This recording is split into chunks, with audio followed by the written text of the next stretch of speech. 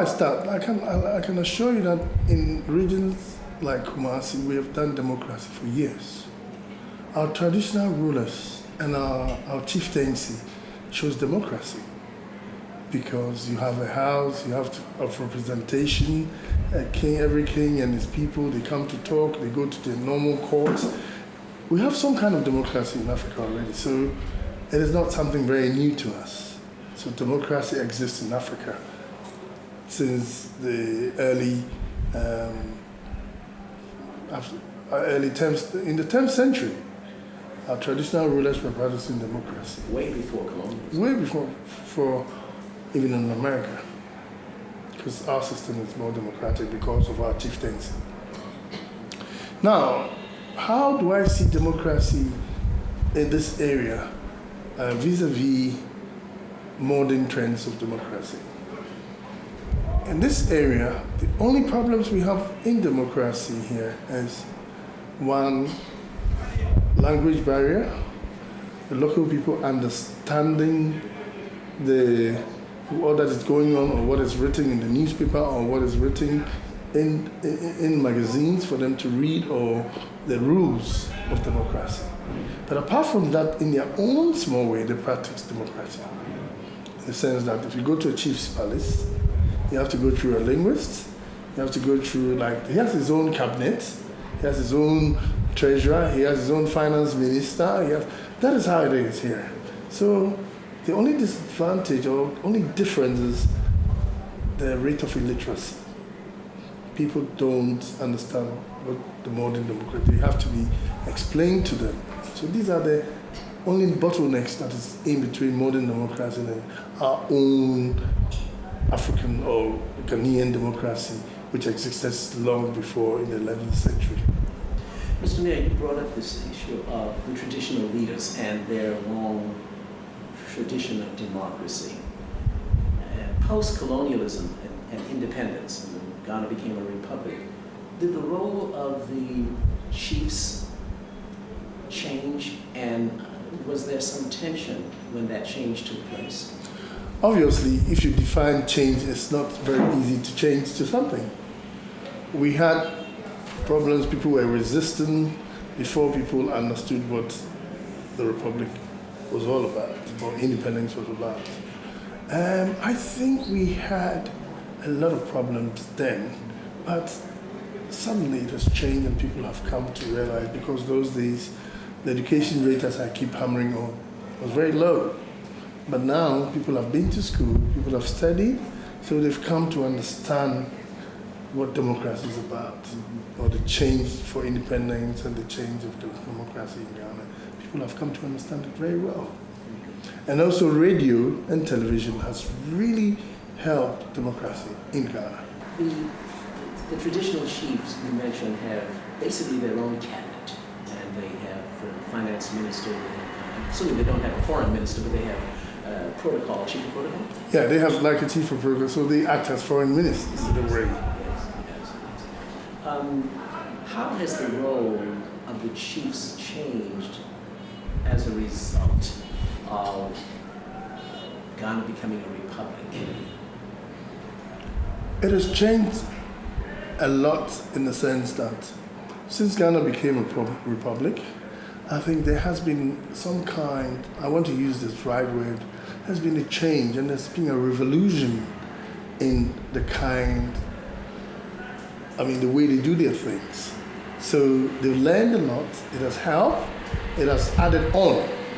So you see that even though there's a change, they've added on, they've learned mostly. So I think since we became a republic, our kingship or chieftaincy has gone a bit more advanced. I would just like to understand your role in relationship to the national government. The typical mayor, what does he do and how does that relate to the governance at the national level? How do you interact with them every day? In Ghana, mayor's work is purely municipal, but you are the government's representative in the municipality. So all governance, all government's work, things that you expect, the people, the citizens expect government to do, you are handling everything. And also, you're here to serve the community. You're here to do the municipal work. I can give you an example, like in Detroit. I'm sure you have a mayor in Detroit, and he does the same thing. He does all the municipal. He handles revenue, taxes, taxation. He handles cleaning of the city. He makes sure that all the services, social services, amenities are made for the public. And that is what exactly I do here. I have my responsibility is to serve the people, to make sure that they get everything like goods and services, they get proper municipal work, like the ambulance, the fire brigade, hospitals should be working, the streets should be clean, lighting on the streets, everything to do with the cleanliness and to do with how the city will look good is the mayor's work, and that is what I do.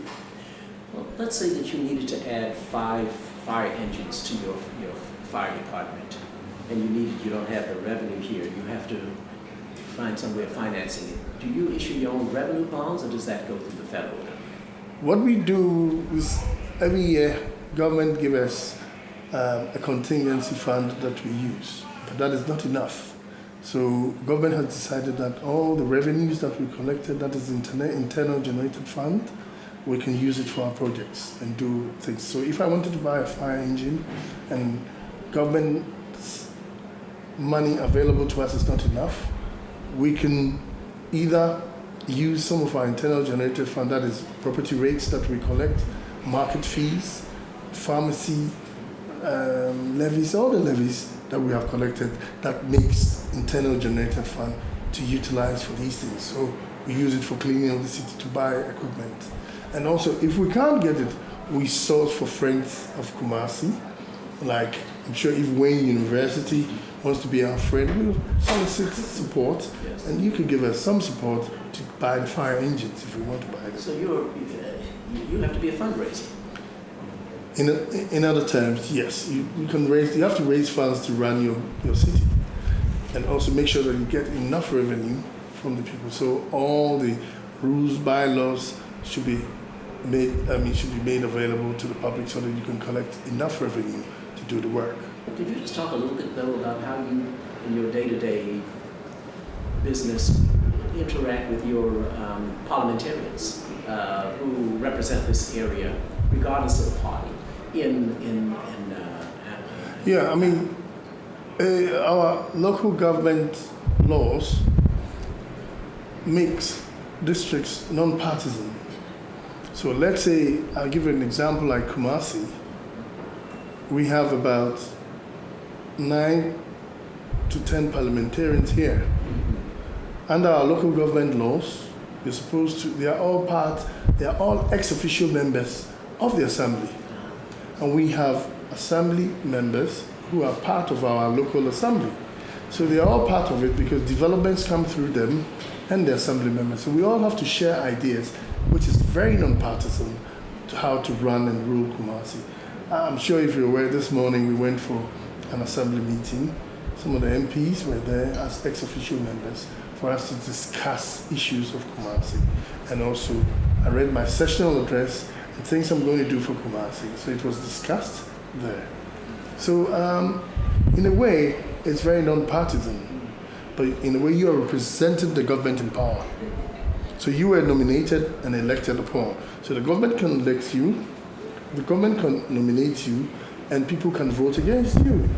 But people should be able to like you and to want you to be able to come here and do the work for them. So it's also nomination and election as well. So it's quite dual. I understand. Mr. Mayor, I'd like to ask a little bit now on your perspective about how other governments in Africa do it relative to Ghana.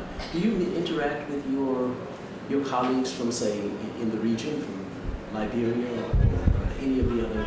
Do you have sort of a mayor's conference? Yes, we're surrounded by French and some of the English countries like Nigeria. We have almost the same system. This is an old British colony. Ghana was an old British colony which was called Gold Coast, and Nigeria too was there. So we have virtually the same process. But Ghana moved a bit up by doing proper democracy and representation of the people through voting and that sort of thing. So, yes, I've had chats with my colleagues in other countries, but it looks like Ghana, we're a bit ahead because people understand what democracy is all about here. We do every 4-year term. You win, you do an election, and you lose, you go for somebody to come, which is an accepted norm in this country. So that's the difference between Ghana and other countries. But we are seriously practicing democracy, which is a 4-year term democracy. Mr. Mayor, when I talk to people in these countries, I told you I've been doing this project, Mozambique, Botswana, Liberia, and then Ghana. Next year, a lot of countries in Southern Africa. But no matter where it is, if you ask people what's the best democracy in Africa, you know what they say? You tell me. You can guess probably. Yeah, definitely they'll say Ghana. Exactly. And almost without So I'd like to seize this opportunity in congratulating Ghana for being number 1 there. But what I want to ask you about is a little bit about what's going on right now in the Supreme Court. Do you think that that's good for democracy? It is. Is it good for democracy? Definitely. Something happened. Some people don't understand it. Let's go to court and go and present your case and say you can win it. If you don't win it, this is tolerance. Democracy is tolerance. So I think it is helping others in the world to learn and to understand that if you're somebody's, you don't like somebody's thing, doesn't mean you're his or her enemy. So I think it's tolerance and understanding what democracy is all about. I don't want you to cast negative comments about neighboring countries, but could you imagine other countries in West Africa that are strong enough in their democracy to endure what is going on in the Supreme Court here in Ghana? That's a very difficult political question you've asked me. I mean, seriously, Ghana is very advanced when it comes to democracy. I wouldn't want to mention any country, but elsewhere, this could create a problem. But it doesn't matter. We are doing it and people are learning from us. I wouldn't want to hit, as you said earlier, that this country is not doing it. But in Ghana, we are practicing it. We're going through it. If you go to court and you win your case, meaning that if you have a grievance, go to the right court and take your grievance there. So I would definitely say that Ghana is the leaders and people are learning from us. And I'm sure with time, Africa would also get into that level and everybody will learn all these things. So I think it's a learning curve for Africans. Ghana has taken the lead. Kudos to Ghana. Are you optimistic about democracy on the continent? I think democracy in Africa is going to thrive because it's a learning curve and we're all moving towards that. And I think it sounds very positive and Africa will do well. If you had to turn the question the other way, what do you think are the greatest threats to democracy on the continent? The greatest threat to democracy is 1, illiteracy, and 2, ICT, technology. Some of the people don't even understand how to even hit a knob on a computer. And now, before you can know a lot about democracy, you have to go on the net. Some people don't know how to do it. And also, schooling, people are not educated. So that is the 2 main things that I think is hindering the growth of democracy in Africa.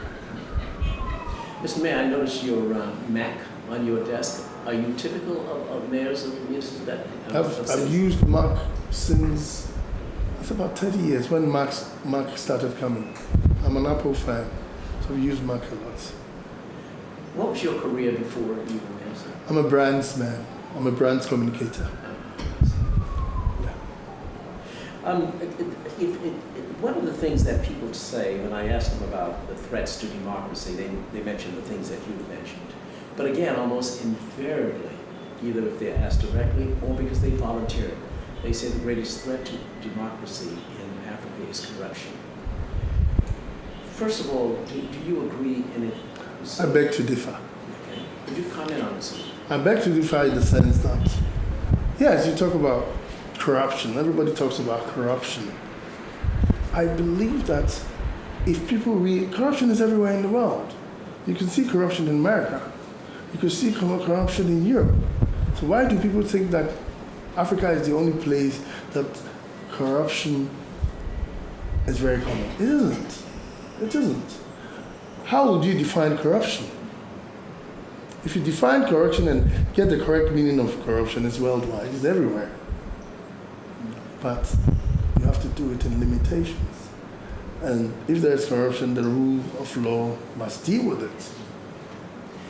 I'm not sure that their position is that there is no corruption in America or in Europe or elsewhere, as much as is corruption a threat to democracy In Africa. in Africa, Yeah. as opposed to a threat to democracy in the elsewhere. So Okay. that, because If you go to that, if you go through to that angle, it is, I think the threat to democracy is one, education, and ICT. Why am I saying that? Somebody will be wondering, and somebody will say, what one thing for the gentleman to say for such a question?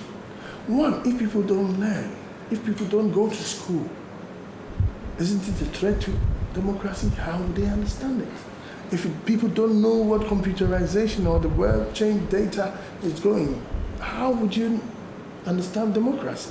I think those two things come first before corruption. Because those are the things that will open your eyes, that will let you know what you're doing. So I think corruption is bad, which is also a bane to democracy, but I think the two comes first. That is my simple understanding. it seems to me we can summarize your answers that the lack of education is the biggest threat That's right. to democracy in Africa. What role do you have in advancing education in this area, in Kumasi? Do you have your hands tied or your hands exempt? How do you My hands are not tied. As a mayor, my responsibility is to give quality education to people because education falls under my purview. Now, we need a lot of libraries. We need a lot of reference points. When it rains, I'm sure when you came here, you've seen the rain, the roof of school buildings go off. These are all the things that I have to do. And I can assure you that even libraries in every metro would help us. So what I'm doing is I'm talking to sister countries, sister cities, friends, all the old books that you guys are reading and you're not using, they should give it to us. And people here who cannot have access to books and education will be able to get books to read. Because some of the books are thrown away in garbages in America. If you go to New York, some books are thrown in all the trash cans. But we need those books here. So in a way, I'm also making an appeal that old books that people have read and they don't want to use, can be brought to us and to help some others who cannot have access to books, and so that they can read and learn, so that education would help Africa to expand and move forward. Education, I suspect, Mr. Mayor, on two levels, since you think illiteracy has been so predominant here.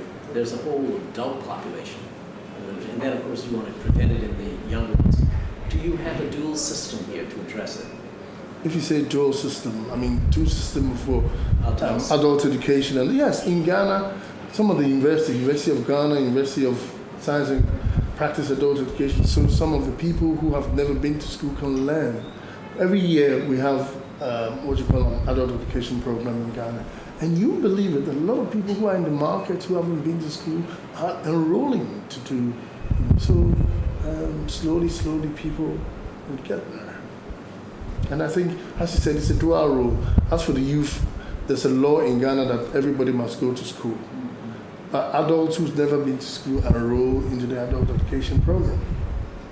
But is education primarily viewed as a national government problem more than a local, or you feel that you have the power that are necessary for you to have an impact on education and consequently on democracy? Yeah, it's also very dual. The national government's responsibility to make sure that it's a law here, to make sure that everybody goes to school. And as a mayor, it's my responsibility also to make sure that every youth, every younger person in the metropolis should get quality education. So I think it's more dual. The government is doing it, I'm doing it as well. And I work under the government as well. Yes, of course. So it's my responsibility. Mr. Mayor, you know what I'm trying to do and get in terms of broadening the understanding of American particularly American youth I teach at a university about democracy in Africa. If you had to make your own statement to the people of America about democracy in Africa, in your own words, what would you say? That's a nice question. Yes, all that I'll tell Americans that we're also practicing democracy as they are practicing. I'm sure some certain parts of America think Africa doesn't even exist. People live on trees. I'm sure you've seen the difference here. People go to school, people are understanding education, people are going to school, people are learning, people are on the net 24/7, people are doing everything, people are tweeting, people are on Facebook. So all that I want to tell Americans that Africa is also coming there. This is the place right now. And in the future, is it your view that if Americans were to see Africa, they would have a different view? Yes, I mean, this is to those who haven't traveled worldwide. I'm sure some of them sit in America, they don't even have a clue what happened here. I'm sure you're an example. You've come here, you've seen, even though life is not like what has happened there, but at least people live, people are doing well, people don't live on trees, people don't do bad things. And I think it's a learning curve when you show this video in some of your class or at your university, people will see how different Africa or Ghana is like, and especially Kumasi. Often in the West, you talk about African democracies like it has to be just like democracy everywhere else in the West, whether it's Europe or whether it's the United States. Two questions. One is there something unique about African democracy? And do you resent the fact that you are challenged to make your democracy and the methods of governance parallel to mine?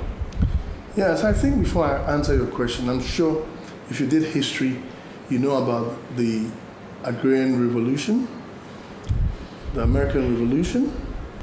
Remember Boston Tea Party? It took a lot of years to arrive at what America is today. So the same thing that will also take Africa some time to do. All I'll say to Americans is they should look at Africa and support us, because it's through revolutions that America got to where they are now. Africa will get there. We're also going through that. And especially Ghana, we've been able to come up and democracy is working here. So all that I would say to Americans is they should support us. If they support us, democracy will be very well done. Thank you very much. Well, in that regard, in the sense that you, since independence, have had at least 2 coups, and yet you're holding the most stable election here, don't you think that's faster than we came out of an agrarian society to where we are today? Yes, our coup d'etat was not bloody, excuse my language, as it was in during those revolutions. Our coup d'etat was just change of government. People didn't understand and people didn't want what was going on. That is why the military took over. I wouldn't call it a serious coup d'etat or a revolution. I call them an uprising of change, But we have learned very fast. We have learned very fast because all the things that happened, people have learned, and now we're doing democracy. We have one of the best local government laws in Africa, and that's what we're practicing. Thank you very much, Mr. Mayor. Thank you. Appreciate your time. It's nice having you, and it's good to see you again.